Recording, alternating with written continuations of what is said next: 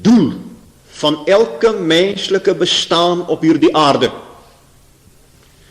Vir u gewys hoe dat 'n mens nie maar gebore is en gebore word om in 'n eindelose, vervelige roetine van 3 etes op 'n dag en werk en huis toe gaan en gaan slaap en opstaan, maar voor die graf, en dan is dit nou maar die einde van alle dinge nie.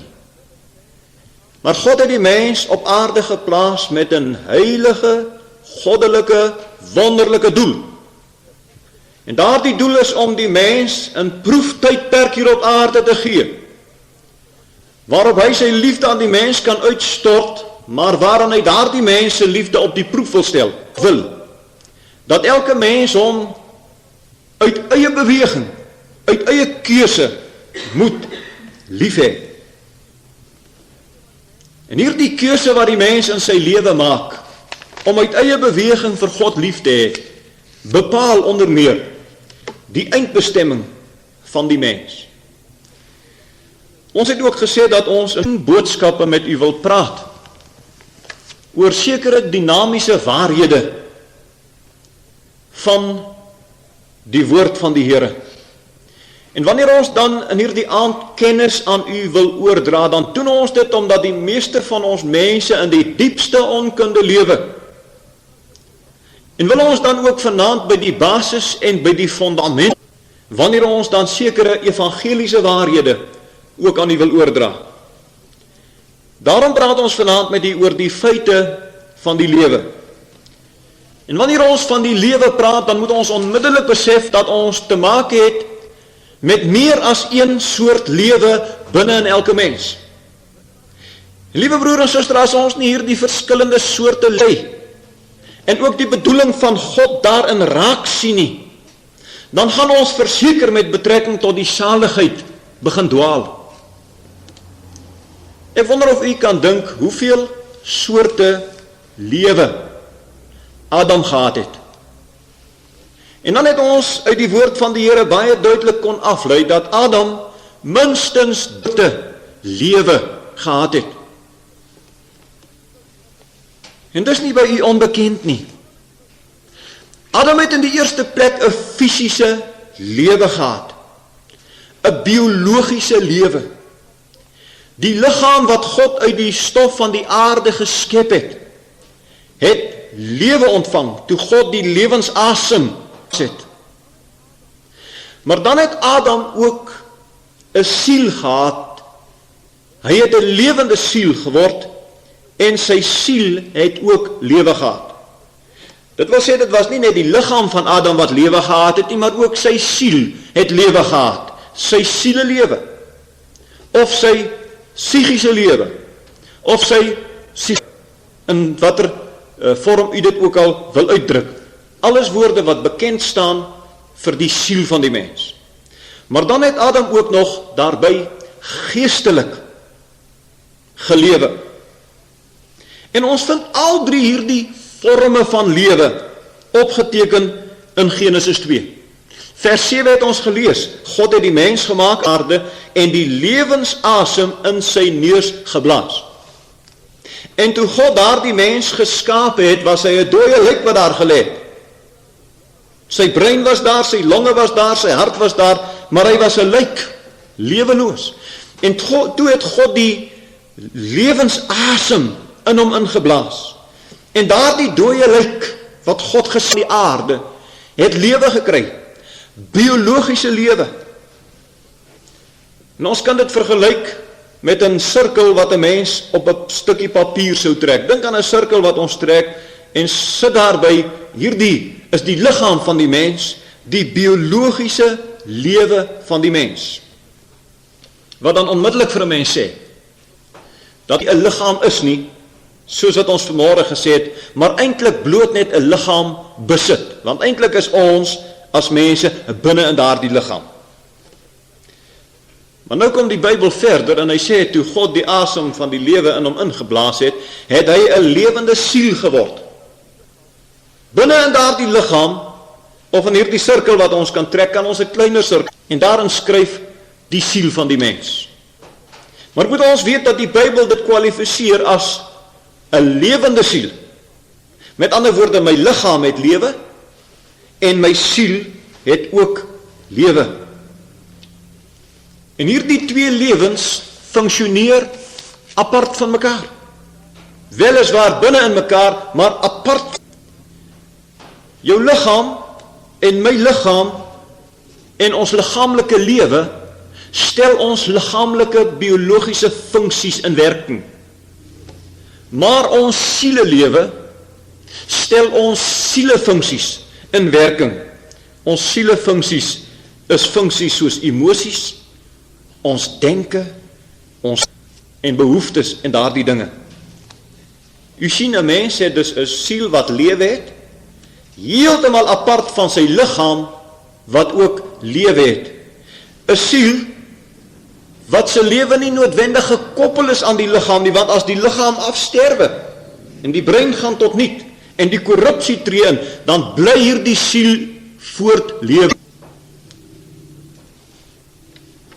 En hierdie feit bring ons dan onmiddellik, liewe broer en suster, by 'n baie gewigtige waarneming wat ons in die woord van die Here kan maak. En die vraag wat ons dan kan vra is, watter soort lewe voer sondaars wat God dan hel toe gaan stuur? Watter soort lewe het hulle? En dit skyn vir ons nie 'n fisiese lewe is nie, want die liggaam is graf toe. Dat dit ook nie 'n geestelike lewe is daar in die hel nie, want as hy die geestelike lewe, die ewige lewe van God ervaar het, was hy immers nie in die hel nie. Maar dat die lewe wat in die hel gelewe word, dan hierdie psigiese lewe is. Hierdie lewe wat gevoel het, ervaar, wat kan dink, wat kan voel, wat aktief is in sy funksies. En iets, liewe broer en suster, om dan verder op te merk, is dit. Omdat elke mens 'n geskape wese van God is hy geskape vir alle mense, is geskape vir die ewigheid en dus toegerus vir die ewigheid. Met ander woorde, hierdie innerlike mens, dis hy wat hemel toe of hel toe gaan. En ons wil hê jy moet dit verstaan, liewe broer en suster. Nou is dit die bedoeling van God. Nou is dit die bedoeling van God dat elke wese wat hy op aarde geskep het, elke mens wat gebore word, is dit die bedoeling van God dat daardie mens die ewigheid in die hemel, in die heerlikheid van God moet gaan deurbring. Maar nou weet ons dat nie elke mens in die hemel, omdat die Bybel baie duidelik daaromtrent is. God wil hê dat elke mens wat gebore is op hierdie aarde, sy siel eendag hemel toe moet gaan, maar ons weet dat vanweë die sondeval en die feit dat mense die sonde verkies, maak dat die meeste mense in plaas van soos God dit wil hê hemel toe gaan, hulle oë in die verdoemenis gaan oopmaak. Geen mens op hierdie aarde om vir 30 of 60 of 70 jaar te lewe en dan dood te gaan, en dis nou maar die doel van sy aardse bestaan nie.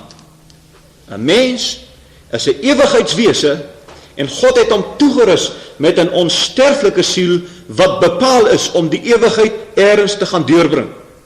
Daarom sê die Here, moenie vrees vir hulle wat die liggaam doodmaak en daarna niks meer kan doen. Hy behoort tot die stof van die aarde. Maar vrees God, sê hy, wat nadat hy die liggaam doodgemaak het, by magte is om in die hel te verderwe. Elke mens is dus gebore met 'n onsterflike siel, en hierdie onsterflike siel is ontwerp vir die ewigheid. En nou is dit belangrik om te weet dat daar nou eintlik geen verskil is in die soort van lewe van die man in die hemel of die man in die hel nie. Geen verskil in die soort van lewe nie. Die enigste verskil is die plek waar hulle die ewigheid moet gaan deurbring. Die een mens gaan met sy sielelewe na die hemel, en die ander mens gaan met sy sielelewe na die verderf, afsonderlik van die liggaam.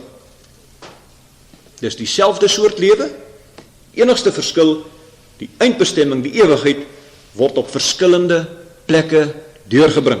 Broer en suster, wat is dan die geestelike lewe wat die Bybel van praat?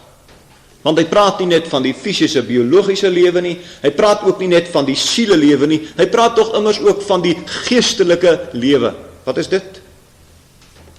Dit kan tog immers nie die siele lewe wees nie, want die siel is immers onsterflik. Dit kan die biologiese lewe wees nie. Dis heeltemal iets anders. En om te weet wat dit is, moet ons sekerlik weer kyk na die vers wat ons gelees het in Genesis 2 vers 17, waar hy vir ons sê, baie duidelik vir Adam sê, maar van die boom van alle kennis mag jy nie eet nie. Hoor nou wat sê die Here. Die dag, nie 'n dag later nie, die dag, as jy daarvan eet, sterf jy. En God is 'n waarmaker van sy woord. Nou wat 'n soort dood is dit? Wat 'n soort dood is dit? Dit is die dood van die sonde en ongehoorsaamheid, dit wat daarmee te maak het. En liewe broer en suster, God het bedoel wat hy gesê het. En die dag toe Adam van daardie vrug eet, het hy geestelik gesterwe.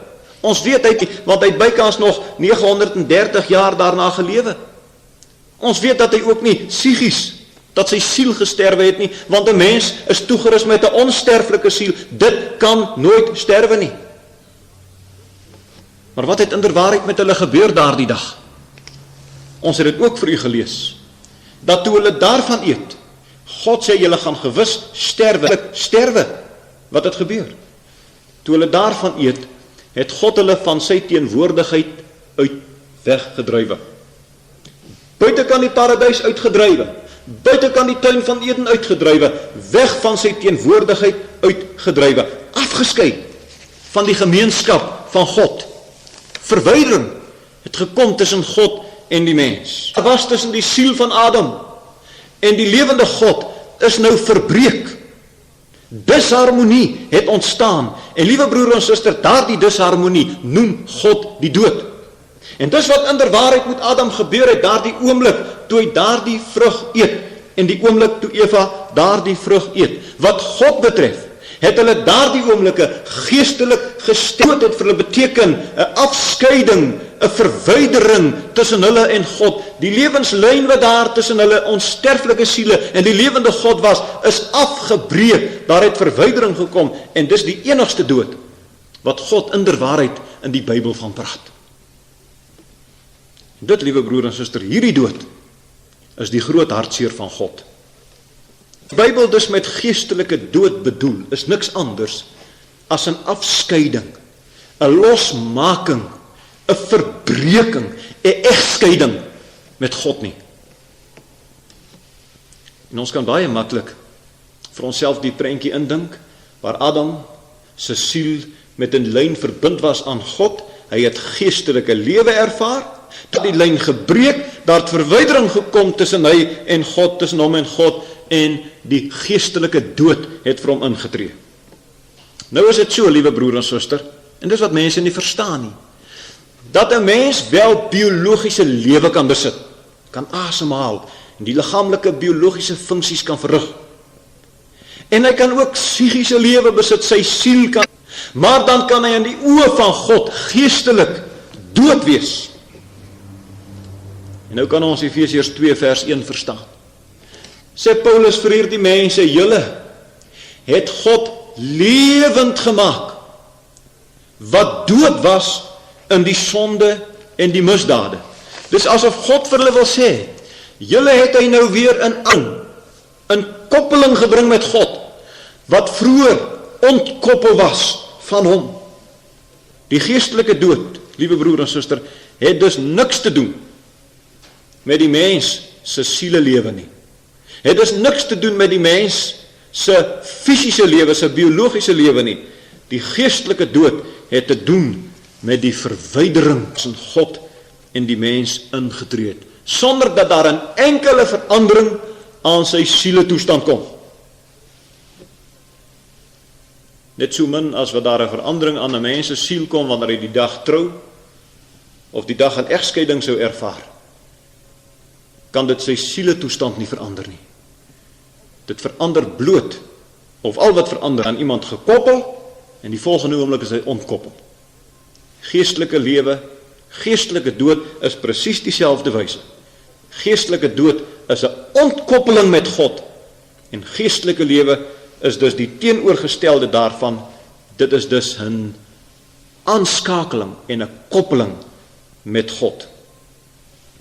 Nou, liewe broer en suster, vir God geskape is, soos wat ons vanmôre helder probeer uitdruk het, word hy beskou, deur God beskou as 'n verlore mens, totdat hy met God versoen is. Want ons het mos in die woord van die Here gelees, dat elke mens van nature 'n kind van die toorn is, dat elke mens in sonde ontvang, en elke mens geestelik doodgebore word, dat elke mens van nature 'n kind van die toorn is, ontkoppel van God, en daarom sê die woord van die Here, dat elke mens eintlik verlore is vir God, maar dat hy gered word, die oomblik wanneer hy weer aan God vasgekoppel word. Daarom gebruik die Bybel die terme van gered en verlore. Hy is elke mens, totdat daar 'n oomblik in sy lewe aanbreek, dat daar 'n aanskakeling kom, dat daar 'n koppeling met God self kom. Ek sê, hy is vir God verlore, nie noodwendig vir homself nie. Nee, wat hom betref, weet hy wat hy wil hê, en hy spandeer 'n hele lewe om dit te verkry. Hy dink, hy is lewendig. God is hy geestelik dood, geestelik ontkoppel van God. Daarom is geestelike lewe die teenoorgestelde, die inskakeling of die vereniging met God. En nou kan ons Romeine 6 vers 23 dalk begryp, waar hy vir ons sê, die loon van die sonde is die dood. Die loon van die sonde is van God, maar die genadegawe van God is die ewige lewe. Dis die aanskakeling, die inkoppeling weer met God. As ons nou 'n prentjie kan kry van Adam se sielelewe, verbind aan God, dan sê ons hy lewe geestelik. As hierdie verbinding deur sonde afgesny word, dan is hy vir God verlore. Dan is hy Die enigste verskil wat werklik met sy siel plaasvind, is dat daar nou twee rigting verkeer is. Toe hy lewendig was vir God, het hy beweeg in die rigting van die hemel. Toe hy dood was, en toe hy gesterf het, het hy beweeg in die rigting van die verdoemenis. U sien dus, dat die geestelike lewe en die gees het niks te maak met die sielelewe van die mens. Het niks te maak met die biologiese lewe van die mens nie. Daardie dinge bly ongeskonde. Die groot verskil is in die rigting waarin hierdie mens nou op pad is, hemelwaarts of helwaarts. Nou, liewe broer en suster, hoe vind hierdie vereniging met God plaas? In ander woorde, hoe vind die redding van 'n mens? Hoe vind redding plaas waar die mens dan van nature verlore is? En nou moet ons weer herhaal wat ons vanmôre vir u gesê het. U moet nie uit die oog verloor dat God die mens gemaak het vir homself. God is mos 'n God van liefde. En daarom moet hy iemand lief hê. En voordat dit die mens iemand om lief te hê nie. En hoe kan 'n God van liefde, wat daarop aanspraak maak dat hy 'n God van liefde is, sê dat hy 'n God van liefde is, as daar nie iemand 'n voorwerp van sy liefde is nie? Daarom het hy die mens gemaak, na sy beeld, na sy gelykenis, as sy verteenwoordiger op aarde, om al die liefde van die hart van God uit te stort op hierdie mens. Dis waarom hy dit gedoen het. Is gemaak vir God. U moet dit onthou. Dit is asof ons vir u kan sê dat God van die begin van hierdie sprongstuk van sy skepping die mens af, as het ware hals oor kop verlief was op hierdie mens wat hy gemaak het. En daarom kan ons verstaan dat toe die planne van God met hierdie mens skeefloop, Adam verkies om in sonde te val en om God ongehoorsaam te wees. Dat God nie net eenvoudig hierdie hele menseprogram van hom oorboord kom gooi het en gesê het, weg met hierdie mens nie. Want die sonde waarin die mens verval het, het nie die liefde van God teenoor die mens in geen mate verander nie. Daarom het God, liewe broer en suster, nie alles eenvoudig oorboord om alles in sy vermoë te doen, om weer van hierdie gevalle mens 'n voorwerp van sy liefde te maak. Dis waarom hy aan die begin geskaap het. Hy wou iemand hê om sy liefde op uit te stort, en hy wou iemand hê wat daardie liefde van hom kon beantwoord, maar wat dit vrywillig kon doen, om te sê, Here, ek het u lief, omdat ek u wil lief hê. Daarom het God alles gedoen, mens te herstel. Liewe broer en suster, dit bring ons by die dieptes van Johannes 3 vers 16, want so lief het God die wêreld gehad, dat hy sy enige gebore seun gegee het, kyk die prys, sodat elkeen van hierdie verlore wêreld wat in hom glo, nie verlore mag gaan nie, maar die ewige lewe kan. Hoe dikwels ervaar ons dit nie onder die mense, dat twee geliefdes na mekaar kyk, en dat die een geliefde tekens van ontrouheid toon, en dat die ander sê, nou is ek klaar met jou, ek wil met jou niks te doen hê nie. Dis nie soos wat God opgetree het nie. Toe die mens aan God ontrou word en om aan Satan gaan wil van Satan te doen, het God gesê, hierdie daad van sonde kan my liefde teenoor jou nooit verander nie. Maar nou moet ek alles in my vermoë doen om jou weer op 'n plek te kry waar ek weer my liefde op jou kan uitstort. Al kos dit dan ook my geliefde seun, Jesus Christus. En daarom, liewe broer en suster, staan die kruis van Jesus Christus vandag nog as die maatstaf vir sy skepsel. Wys dit vir ons op die beslissendheid van God om alles en al die kragte van die hemel in werking te sit, om hierdie gevalle mensdom weer op 'n punt te bring, wat 'n voorwerp van sy liefde kan word, waarop hy weer sy liefde kan uitstort. Want jy weet, daar is geen ander verduideliking vir hierdie verhewe handeling van. Daar is geen ander verduideliking vir die saligheidsplan van God nie. Dit is God se oneindige liefde vir hierdie skepsels van hom, wat hy mense noem. En liewe broer en suster, dis alleen in die lig van hierdie groot liefde van God vir die mens, dat die kruis van Jesus Christus vir u en vir my sin maak. Die kruis van Jesus moes sinneloos wees. As ons dit nie sien in die agtergrond van God se groot liefde en die kragte van die hemel wat hy saamspan om 'n mens uit sy verlore toestand te kan optel, om sy liefde weer op hom te kan uitstort nie. Ek kan mos nie iemand wat ek liefhet gaan opoffer vir iemand wat my haat en wat my in die rug steek nie. Sinvol, as ons dit nie sien in die lig van God se groot liefde vir 'n gevalle sondaar nie. En daarom, liewe broer en suster, moet ons een ding weet. Vir God, om die mens uit sy sonde te kon red, was daar meer as net blote vergifnis op die spel. Was dit. Die versoening van Jesus strek baie verder as die mens se idee van vergifnis. Die Here het my vergewe.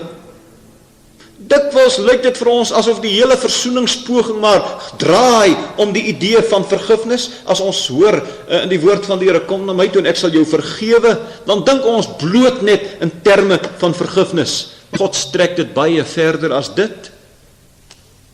U weet, die mense verwydering tussen God en die mens was tog immers in die eerste plek te wyte aan sy verdorwe natuur wat hy van Adam af oorgeerf het. Ons is mos almal kinders van Adam, gebore met die verdorwe natuur, van nature in vyandskap. Nou hierdie ding wat die skeiding gebring het, wat vir ons eintlik geestelik doodgemaak het. Die val van Adam het mos Adam se natuur verander. En nou word ons met die verdorwe natuur gebore, soos Efesiërs 2 vers 3 sê, van nature kinders van die toorn. En u sien, die as net bloot sy sonde. Hy soek meer as dit. Hy soek dat sy natuur verander moet word. En u weet, vergifnis verander nie 'n mens se natuur nie. 'n Persoon wat steel bly 'n dief, ongeag of ek hom vergewe het of nie. En om selfs te sterwe vir iemand verander nie sy natuur. Die sterwe van Jesus aan die kruis verander mense se natuur nie. Ongeag enige iets, liewe broer en suster, wat God vir ons gedoen het, ongeag dit, is ons nog gefalle wesens, wat van nature in vyandskap met God wandel. En versoening met God beteken nie alleen vergifnis van sonde nie, maar ook in van my verdorwe natuur. En dit, liewe broer en suster, is 'n probleem wat uitsluitlik by God berus. Iets wat ek nie vir myself kan doen nie. Net so min as wat 'n breinchirurg op homself 'n operasie kan uitvoer, net so min kan 'n mens iets doen aan sy verdorwe toestand. En dit is immers waarvoor Jesus na hierdie aarde toe gekom het. U en ek nie vir onsself kon doen nie. In die eerste plek het hy kom openbaar hoe lief God inderwaarheid die mens het. Het hy kom openbaar deur sy kruis en deur sy verblyf op hierdie aarde, hoe God alles in sy vermoë wil doen om 'n mens te kan help, om in 'n toestand te kom waar hy weer die voorwerp van God se liefde kan wees. Gekom om 'n nuwe natuur te verskaf. 'n Nuwe natuur wat toegerus is om die ewigheid saam met God deur te bring. Ons het mos vir u gesê, ons is ewigheidswesens, en die bedoeling van ons as skepsel op aarde is om ons voor te berei om die ewigheid in gemeenskap met God te kan lewe. En suster, as 'n mens dan nou vanweë sy sondige natuur geestelik dood is, en vanweë sy sondige natuur verlore is, en vanweë sy sondige natuur van God afgeskei is, dan is dit mos baie duidelik dat om weer by God uit te kom, moet daar aan sy natuur iets gedoen word. En dis juis op hierdie punt waar God toetree tot die reddingsplan, of om die mens weer geskik te kry vir 'n hertoetrede tot gemeenskap met God, tot ewige gemeenskap met God. En dis presies wat God doen. Dis presies wat God doen. Hy kom by elke hartsdeur wat vir hom oopgemaak word, waar hy staan en klop, kom hy binne hierdie nodige natuurverandering te kom doen. En ons sê weer, dis baie meer as bloot net die vergifnis van sonde. En terwyl die aardprogram van God gebaseer is op die vrye keuse van 'n mens, liewe broer en suster, is dit baie duidelik dat Jesus nie met geweld in 'n mens se lewe inkom nie. Dat hy sal kom opdring aan die man of vrou wat hom nie wil hê nie. Dat sy woord juis vir ons kom sê, hy kom staan en klop aan die deur van ons harte. En hy sê, as iemand my stem hoor en die deur oopmaak, dan sal ek ingaan na hom toe en met hom maaltyd hou en hy met my. Hy dring hom nie op aan 'n mens nie. Hy wil hê ons moet hom vrywillig kies. Hy moet die hartsdeur vir hom oopmaak sodat hy kan inkom na ons toe. En weet jy wat so wonderlik is? Van dit wat ons in die eenvoudige taal maar ken as 'n oorgawe aan Jesus of 'n aanname van Jesus Christus, is dit. Dat hierdie Jesus Christus wat in my lewe inkom, inderwaarheid God is. En die oomblik wanneer ek hom in my lewe toelaat, eniging tussen die mens en God, die oomblik wanneer hy inkom, dan ontvang ons die geestelike of die ewige lewe. Let wel, nie lank na die tyd nie, maar die oomblik wanneer 'n sondaar wat van hierdie dinge niks verstaan nie, sy hart aan Jesus Christus kom oopmaak, die geklop van die stem van die Seun van God hoor, en sê, Here, ek maak oop, verstaan en begryp hy nie wat gebeur nie, maar dan kom God self in, sodat daar weer 'n koppeling kan kom, sodat daar geestelike lewe kan inkom. Nou wil ek u vra, vriend, vriendin, het u Jesus al ingelaat in u lewe? Of is u nog dood in u sonde en misdade? In u lewe dat u die Here Jesus Christus in u lewe toegelaat het? Het u al sy stem gehoor, die geklop aan u hartsdeur? Vir hom oopgemaak en die ervaring beleef het dat hy ingekom het, nie alleen om u sondes te vergewe nie, maar om vir u 'n nuwe natuur van God te kom gee daar in u binneste, 'n natuur wat toegerus is om vir die ewigheid saamskap te kan lewe. Het dit al met u gebeur? Elke kind van God is toegerus om vir ewig in die gemeenskap van God te kan lewe. Die woord van die Here sê vir ons baie duidelik, en ek gee vir julle die ewige lewe, En julle sal tot in ewigheid nooit verlore gaan nie, en niemand sal julle uit my hand uitruk nie. Hy gaan verder. Hy sê, my Vader is groot, en sal julle uit die hand van my Vader ruk nie. Wat 'n wonderlike versekering. Wat 'n wonderlike versekering wat ons kan ervaar. Die wonderlike waarhede verbonde aan die feit, wanneer ek as mens maar net kom buig, en sê, ag Here, wees my genadig. Ek kan myself nie red, ek kan myself nie help nie, maar Here, wees vir my, ek wil Jesus aanneem, ek maak die deur van my hart oop, sodat hy kan inkom, en by sy inkoms, gee hy vir my sy natuur, vergewe hy my sonde, skenk hy aan my die ewige lewe, is daar opnuut 'n koppeling wat plaasvind, die ontkoppeling daar in die tuin van Eden, het nou herstelling geword, die oomblik toe ek my hart en lewe vir hom. Ek vra u, het dit al met u gebeur? Het dit al met u gebeur? U is soos ek en soos die hele wêreld van Adam af, in sonde ontvang en gebore. 'n Kind van die toren, wat in die koninkryk van God nie kan inkom, tensy u weergebore word nie. En nou vra ek u, is u weergebore? U besit biologiese lewe, liggaamlike lewe. U besit 'n sielelewe. U het emosies wat u ervaar. U kan ook hartseer word, u kan ook bly word. U siel lewe. En hy gaan tot in ewigheid lewe. Maar nou wil ek vir u vra, waar gaan hy lewe? Hy gaan alleen by God in die hemel lewe, as u die geestelike lewe van God as 'n geskenk ontvang het, as u dit tot vanaand toe geweier het, kan u met sekerheid weet, dat hierdie geestelike, of hierdie sielelewe van u eendag in die verdoemenis gaan wees, waar die Bybel sê, daar 'n geween is, en 'n geknars van die tande. Is u nog verlore, of is u al gered? Is u 'n kind van God, of is u nog 'n kind van die toren? Is God u Vader, of het u nog, soos die Bybel sê in Johannes 8 vers 44, die duiwel as vader? God wil nie met geweld in uw lewe inkom nie. God het vir u so onuitspreeklik lief gegee, sodat u gered kan word, en al wat hy van u vra is, gee jou hart en lewe oor aan my. Al verstaan jy niks van hierdie lewens nie, al weet jy nie hoe dit werk nie, jy hoef dit nie te verstaan nie, maak net jou hartsdeur oop, ek wil inkom, ek wil saam met jou maaltyd hou, en ek wil hê jy moet saam met my maaltyd hou.